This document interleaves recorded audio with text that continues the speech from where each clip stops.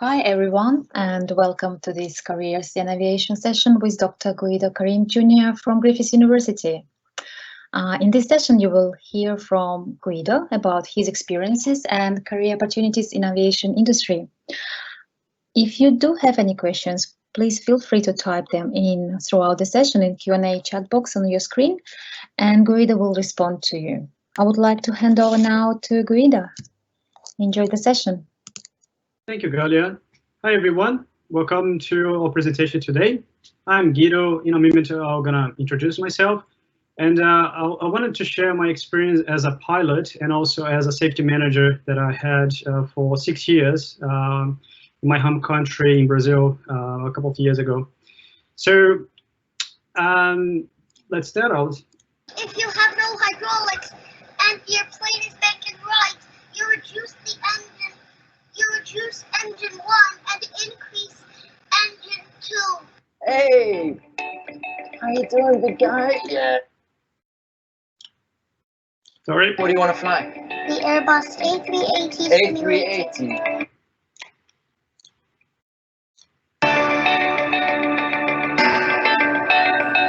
Clear for takeoff. Clear for takeoff. Here we go, baby. V1. Rotate. Pull. Level. This is hard. Ready? Now the nose is going down. Ready. God. That's your disconnect APU. And this is mine. Ready for the approach? Yeah. Yes. Push it down. All right. If we overshoot the runway, I'm gonna have to shout, go around. Yes. 500. Stable. We're approaching over the highway. 30. 20. 10. Retard. Now. Retard. Retard. Start. Ladies and gentlemen, welcome to Abu Dhabi, and thank you for choosing Etihad. Right. Sometimes I like to show this video because it's very inspiring to see, such a young guy with a lot of knowledge and a lot of understanding about how the plane works. And he was invited. He was a very famous guy. They recorded him in the cockpit with his parents, and then after that, Etihad invited him for a simulator session. I wish I could say that I was like him when I was young, but unfortunately, this is not true. But for some reason, most of the colleagues that I know that are also pilots, they were at very young age, they already knew what to do. And this happened to me as well. At age of 3, I already decided I want to be a pilot. And of course, during the career, I was looking for other options and alternatives. But I love what I do, regardless my function and what in my job. But still, I need to work in aviation. So just a little bit of background. I completed my Bachelor of Aviation Science back in Brazil, as I said before. It's a very similar bachelor's degree that we offer here at Griffith. We have the Bachelor of Aviation. There's a slight difference between the two, but most of the content and the course are pretty much the same.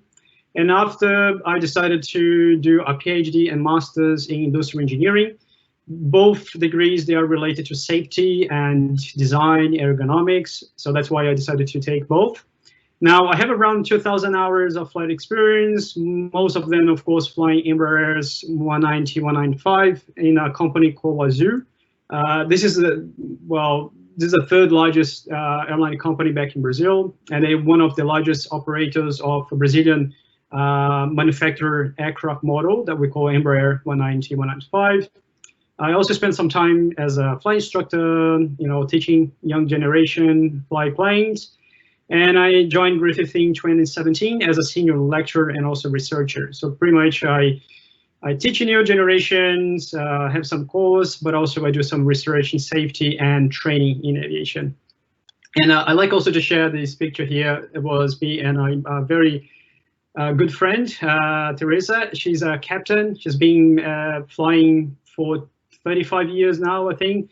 She has two beautiful kids, and a handsome husband as well, and both are pilots. So it was very interesting and very inspiring to fly with her. This picture we took after a flight that we had together, and it was amazing. It was like we spent 3 days flying around the country, and we had such a great time.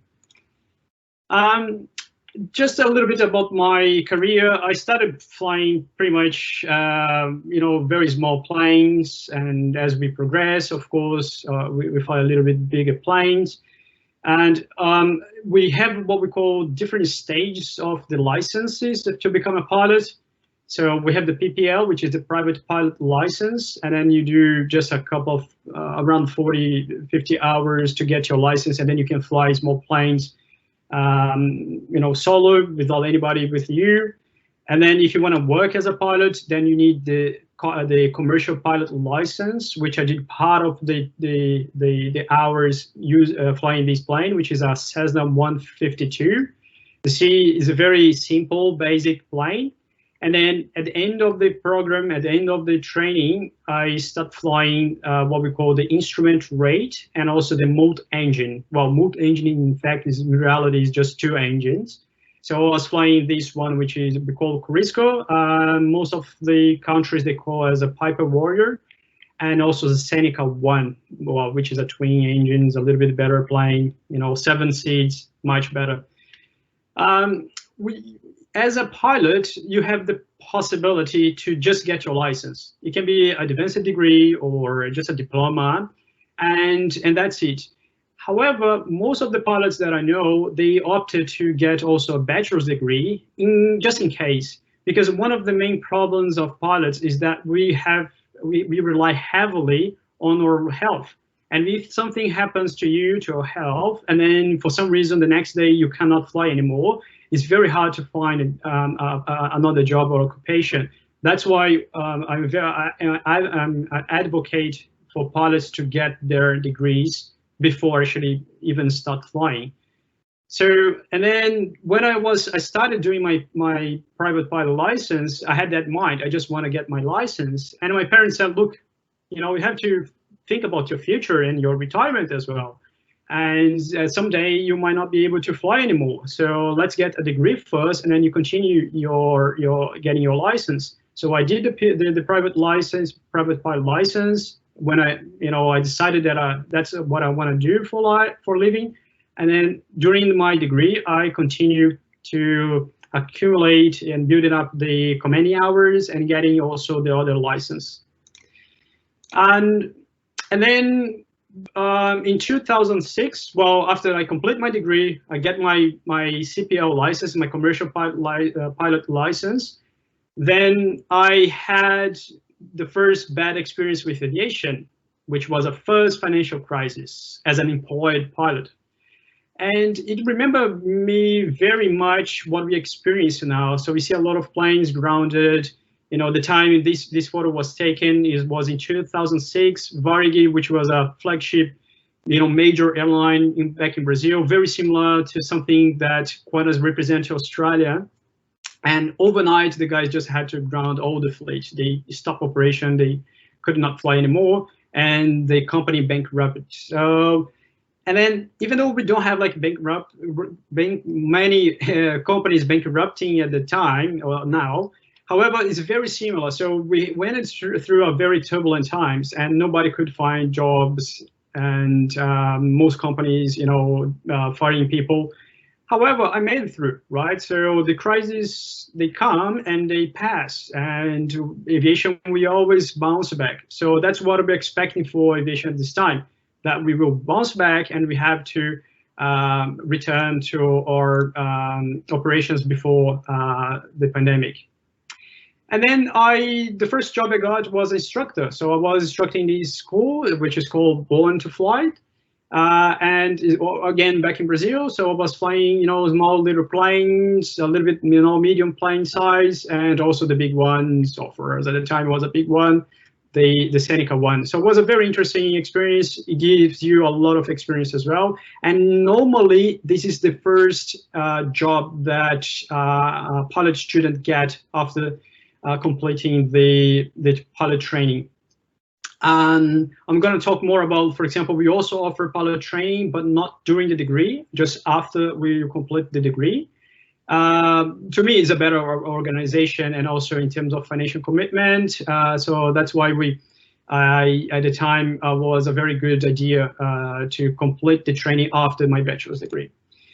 And then I decided, look, I'm really, very excited about flying these planes around, but I really want to experience aviation, the commercial aviation. So I decided to apply for a position as a first officer, and then I started flying for Azure as a first officer. So, and it was a very interesting experience, flying big planes with 120 passengers across the country. I went to more than 100 different cities.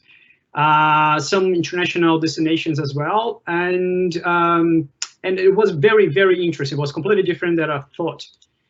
I have a very quick video here. Some colleagues actually that recorded. They were pretty much approaching one of the major cities in Brazil. So, and this is amazing because you do 4-5 flights a day, every single day is similar. So the captains, they do some of the approach, and then the first officers do the other approach. So we exchange the operation most of the time. And having all these displays and buttons and controllers is very exciting and very rewarding as well. So you see, showing, the displays of the plane, and they're now slowing down on the runway after arriving. Oops. Just pass my slide. Sorry for that. It's one of the things that people ask me, why did you like flying so much? And one of the reasons is the views. So this is, for example, a flight that was what we call the red eye flight, was overnight. And you see, the sun rising or the sun setting is amazing. So you can see a lot of things. Of course, as aviation is always full of challenge. Sometimes you fly with no clouds in a very blue sky. Sometimes you find some thunderstorms and very heavy clouds. So this one was taking one of the flights on the northeast of the country. All the red, magenta, spots here are very heavy build-ups, and here outside, when you look outside the screen, is that what you see? So this means that there's a lot of water here and potentially also ice. So try to avoid that region. So we're trying to find our way, among the cloud, between the clouds, just to get a better comfort and a more comfortable ride to our passengers. And this is really, really nice because it's very challenging. Sometimes, of course, we face some, faults and failures, mechanical failures, I mean. So this one, we have a little problem in one of the systems, and you have to go through the checklist and contact the air traffic controllers, the company, manage it, whereas, while the captain is trying to troubleshoot the problem, you have to help him. That's really cool. And really, even though it can be like a little bit scary, most of the situations are quite normal and regular. So we just go through the checklist and everything is sorted out. I also had the opportunity, for example, to fly with some very good friends. So these guys, for example, they became captains. And before that, we were colleagues in the university. I think this guy actually he became my student in the university when I went back to lecture. And it's also amazing because you can fly with friends and you get to know a lot of people. It's very hard, for example, to fly with the same person twice. There are so many pilots in the company that we're always flying with somebody different. And this is the first part. So in order to be able to get there, as I said before, Bachelor of Aviation, it's a must to have. And of course, you have also to do your flight training to get your license. But as actually I entered the company, I was talking to people, I was pretty much in my first year in the company, I realized actually aviation is much broader than just the cockpit. And I was very lucky enough to meet this guy. So this guy, his name is Captain Augusto, and he is the employee number 7 of the company. Yep, 007, seventh person to join the company, and he's the first captain of the company. So he's on the the top list. And at the time, he was the safety manager. He was, well, it was a little bit more than safety manager. He was the director of safety for the company. And one day I met him, and he said, "Look, I'm looking for a person to start up a department here in the safety department to organize this, what we call the human factors." And I was like, "All right, seems interesting." And then off I went. So I started this new coordination, what we call the coordination, but it's a kind of group. So called human factors. And the idea of human factors to look after pilots in terms of fatigue, soft skills, eventually some kind of mental health. And it was a very interesting experience, because I also got to know the background, what happens inside the company itself in different departments, not just in the cockpit. And I fell in love. So I was responsible for different programs. I even got like my own logo for one of the programs that I implemented. So we had this, what we call the line of observation, LOSA, and the guys were so excited about this new program that they gave me this logo. So it was a very interesting experience as well. And sadly, I didn't have like all the education or qualification to become a manager. So I had to do a lot of courses, short courses to qualify myself. And would rather had done pretty much have done the Bachelor of Aviation Management, for example, which we will also offer at Griffith, and it provides you all the tools and the skill sets you need to become a manager in aviation. And it was challenging. It took me almost 3 years to grasp, the position and the role. But I was like, well, at the time, unfortunately, we didn't have a Bachelor of Aviation Management available, but you guys are lucky because we are offering it now. So it's much more accessible to the young generation. And then I had like my own team. Not everybody here was part of my team, but most of them were. And getting to know and manage people is a very interesting and challenging. It's completely different from the cockpit. The cockpit, we have a very strict hierarchy.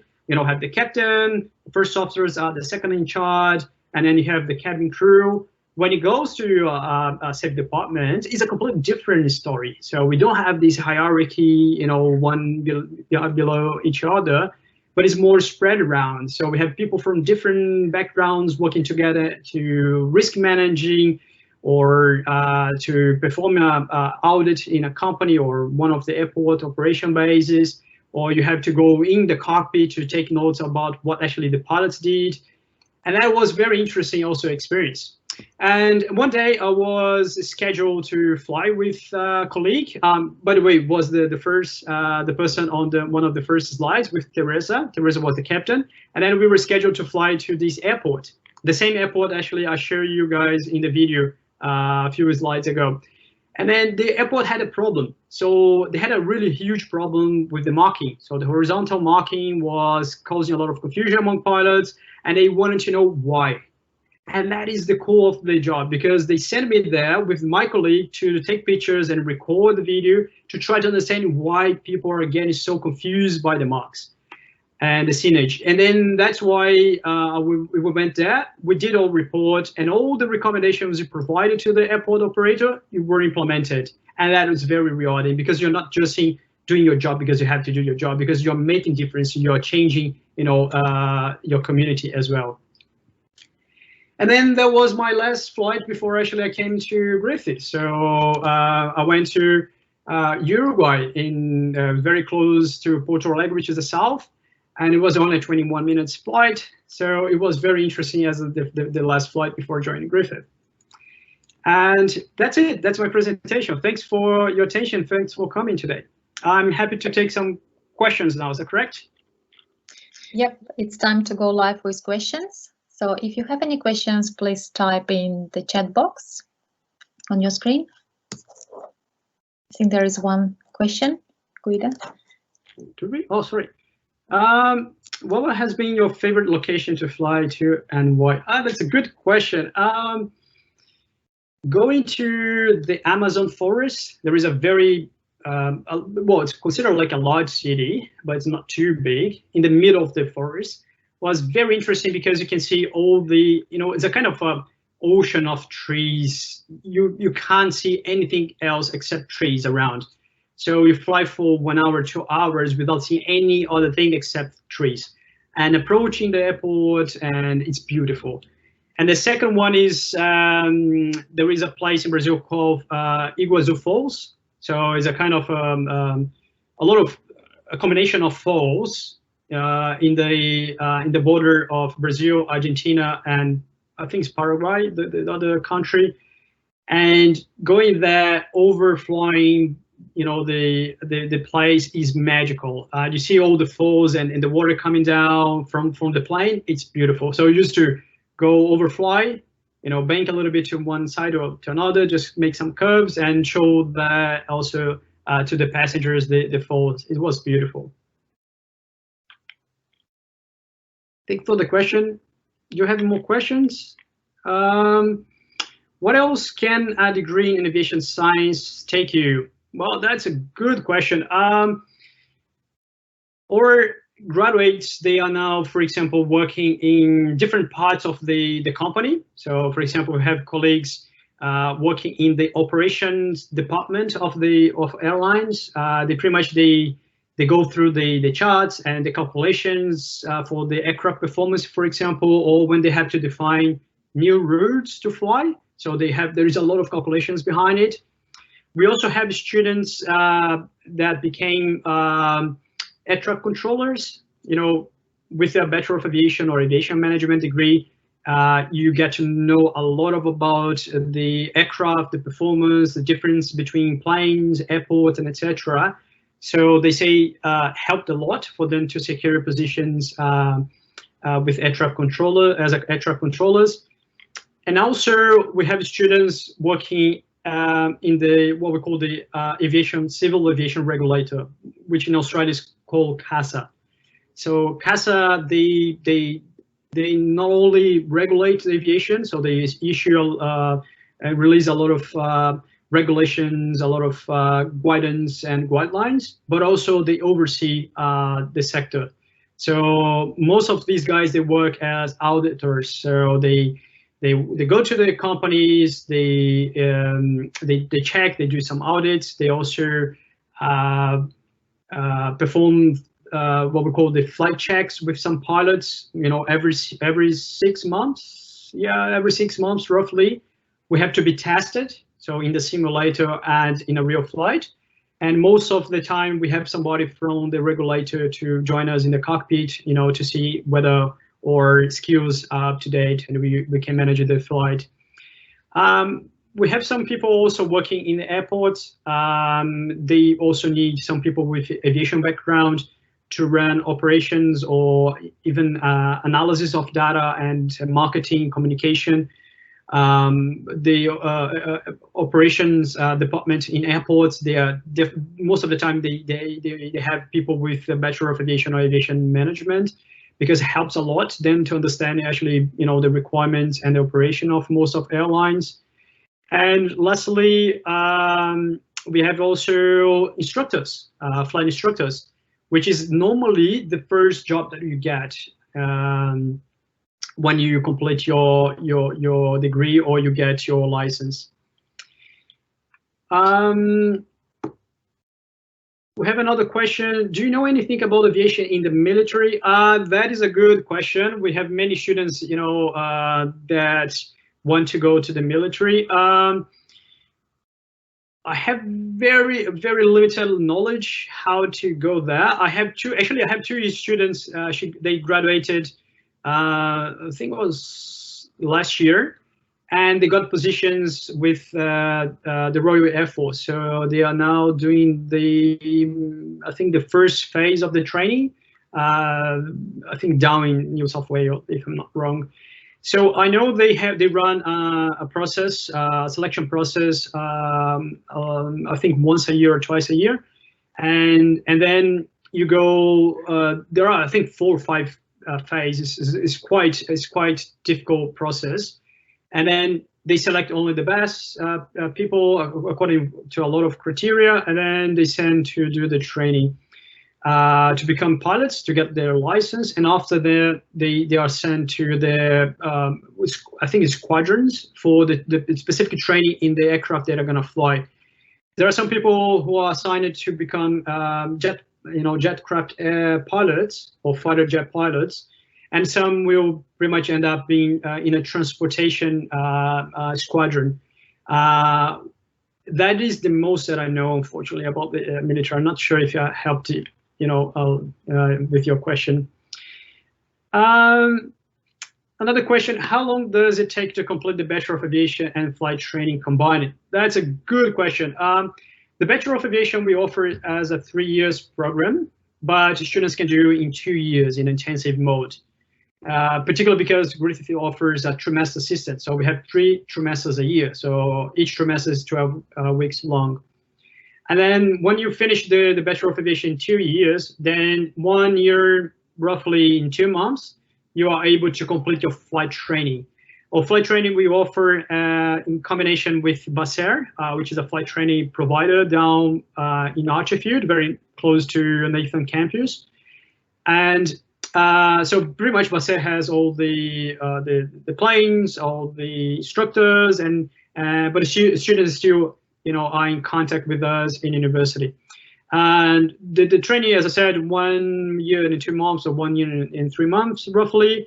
And after that, the students are qualified to become airline pilots with any of the major airlines that we have here in Australia.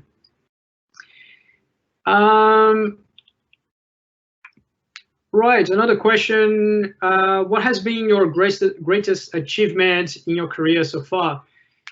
That's a good question. Getting the degree as a pilot and your licenses is very challenging, but also very rewarding. I think flying, big planes and flying in a airline company and having the opportunity to go to different places, to transport around. Every time you take off or you land, you have 120 passengers. The plane weight is 50 tons, and that's it's wonderful, the feeling to be able to transport people around. I think the experience of flying, jet planes, I would say that's my greatest achievement in my career. Of course, my qualification, getting a PhD, getting a master's, getting a bachelor's degree is always hard, but flying the planes was very nice experience. Another one: how many minimum hours are required to be completed to get commercial pilot license? That's a good question. There are 2 main ways to get your license. The first one is what we call the normal flight training. In this normal flight training, you have to do around 200 hours, but you can do at your own pace. So you don't have to follow exactly the syllabus. So some people, for example, they prefer to fly today and then 1 month later continue the flight, and then they shift to do and complete the courses or to sit for exams for the regulator. So there is no much restrictions in how many hours you have to complete in a period of time. The second pathway, which is the one we offer here at Griffith in conjunction with BASER, is what we call the integrated program. So this one has to be completed in around 1 year and 3 months, or 1 year 6 months maximum. And students have a very strict syllabus to follow. So we start with the course content, just the theory. Then students sit for exams. They have to get at least most of the exams they require to get at least 70% of correct answers. There is one subject that requires 80%. And then when you progress when you complete all the theory and the exams, then you start your flight training, and then you do the first batch of hours of flight training. So which normally lasts for 40-50 hours. and then you get possibly 1 or 2 flight tests, and then you get your what we call the private pilot license.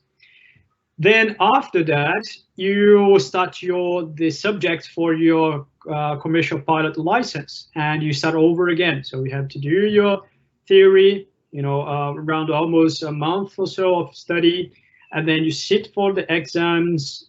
Now the CPL is 7 or 8 subjects, and then after you get all the minimal or the pass marks for the subjects, then you start flying again. And then, of course, the flight training during the commercial pilot license is a little bit longer. So it requires around, I think it's 140 hours to complete. And then at the end, if you want, you can also get your multi-engine, and you have to do also some training in instrument rating. And if you also, there is also complementary trainings of becoming flight instructors. So in total, the condensed, the integrated program, you have to fly around 180 hours. If not integrated, then becomes 200 or 220 hours. So it depends, it slightly depends on the organization and a couple of variables. But pretty much that's the numbers that we have for both programs. Do you have any more questions? I think that's where they're all questions, Guido. There's all questions. Yeah, and it's 2:31, and so let's just finish off with this. And thank you, Guido, for such informative session. And I would like also to thank so much our audience for tuning in and listening today. Thank you, everyone.